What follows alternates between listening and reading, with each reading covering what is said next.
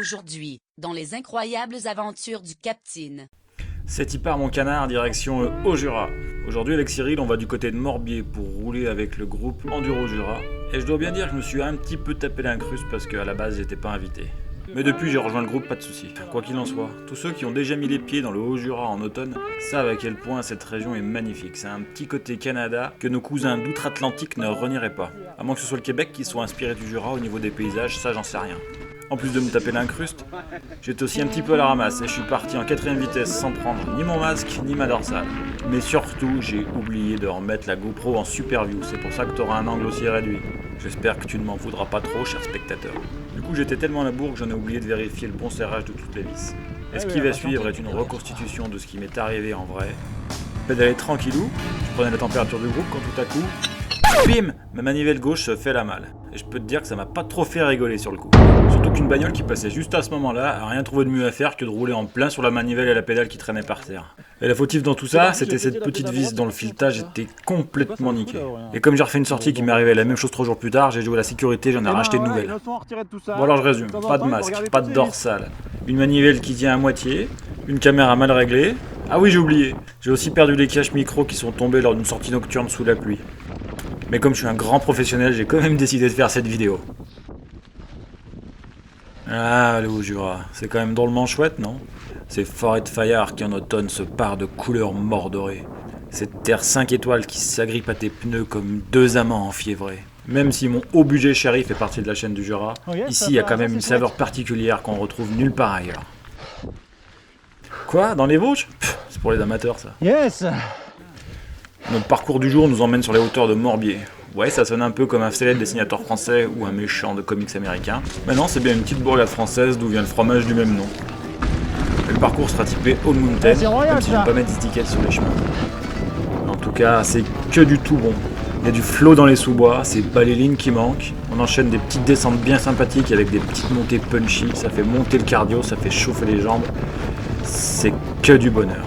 Ah tiens, j'y pense, j'ai pas encore parlé du groupe. Et un bon groupe ce fut. Et même si la plupart des gens étaient des locaux, on avait quand même 2 aubugistes, en plus de moi et Cyril, avec la présence de Guilherme et José. 2 Zoyo pure souche. Enfin j'imagine qu'ils sont pure souche. D'ailleurs il est intéressant de noter que j'étais le seul avec un cadre en aluminium. T'en es mec? Ah, derrière ça a posé le pied. J'ai fait le bouchon. Et plus de la moitié du groupe était monté sur des VAE en carbone. Apparemment, vendre du fromage et des sapins, ça marche du tonnerre. Tiens, et si on parlait Morbier, cher spectateur, car je sais que tu es féru de culture. Le Morbier est un fromage de vache au lait cru, à pâte pressée et non cuite. Attention, c'est important. Et on le reconnaît grâce à sa petite couche de cendre qui est en plein milieu de la pâte. Ça sert à que dalle à part lui faire une identité visuelle. En tout cas, je vous laisserai checker la page Wikipédia du Morbier, vous verrez, c'est fantastique et très enrichissant.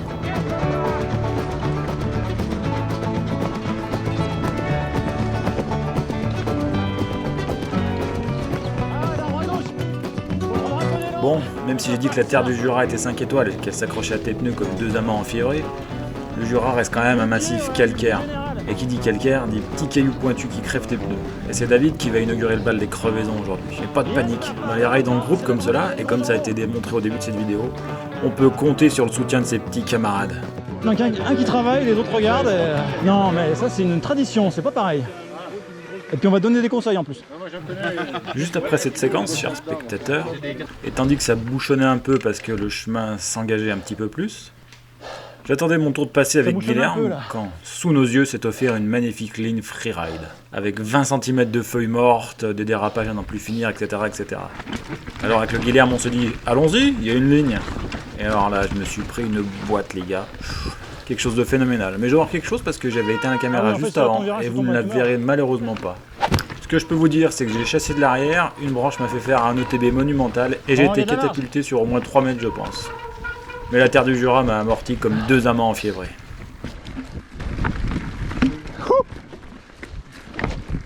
Il y a une ligne là, il y a une ligne Guilhem là, on peut y aller là. Elle sautante celle-là. Là? Oui. Il y a quelqu'un en bas. Ouais, ça passe. Ça se tente, ouais, ça se tente. Ça passe, c'est large. Une fois, j'ai vu un mec faire. Moi, là, elle est gravée, là, je suis tellement ça, tu m'as rappelé pendant un petit moment, là. Bon, et même si j'ai bouffé de la terre comme un amant enfiévré, il en faut un peu plus pour mettre le capitaine au sol. Et je suis reparti vaillamment, car les courbatures et les douleurs n'arrivent que le lendemain, c'est bien connu. Pied. On a ensuite enchaîné avec la portion la plus tendue du parcours, mais elle était vraiment super cool. Ça commençait par un passage à basse vitesse entre des cailloux, pour ensuite enchaîner sur un single en balcon, avec des virages en épingle et no turn obligatoires au-dessus de la très scénique voie ferrée de Villedieu. Pas mon bon côté, mais c'est passé. Et c'est pas fini parce qu'une fois qu'on arrive dans Villedieu, on enchaîne avec le Stairset of Doom, comme dirait Sam Pilgrim. Une série d'escaliers super rapides et où les marches ont un petit plat qui te catapulte à fond les ballons. Et bizarrement, pour une fois, j'ai rien à dire. Alors je vous laisse écouter l'audio d'origine. Attention les oreilles, ça va saigner.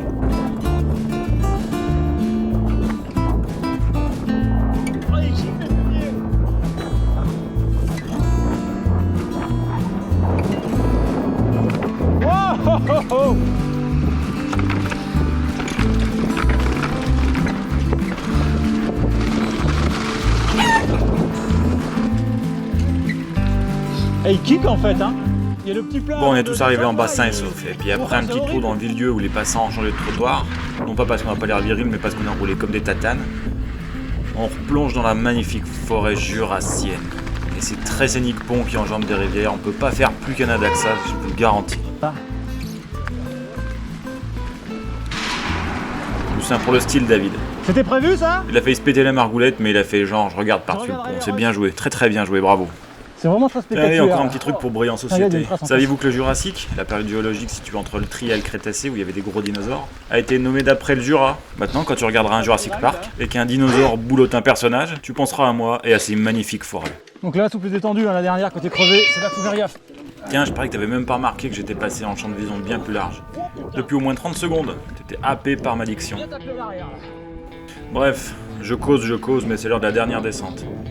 Il doit faire environ 6 degrés et le ciel commence à s'assombrir sérieusement. Et Stéphane, notre guide, nous a gardé la meilleure pour la fin. Une descente super ludique, super fun. Ça commence par un sous-bois tout à fait classique, où le sol est jalonné de grosses pierres qui obligent à rouler un peu propre et anticiper ses trajectoires. Ça c'est beau ça.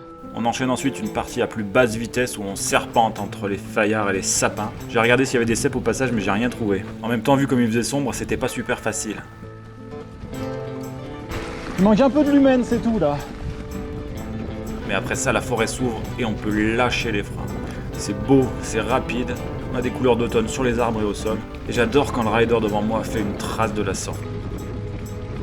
Et Jean-Mi devant moi est sacrément stylé. Combiné à ça sa vitesse, une bonne lecture du terrain et un sens artistique aux petits oignons, ça sera un vrai régal pour les rétines.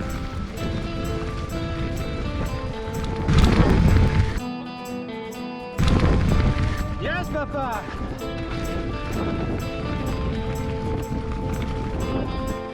Il commence à faire un peu sombre, mais tout ça c'est que du bon.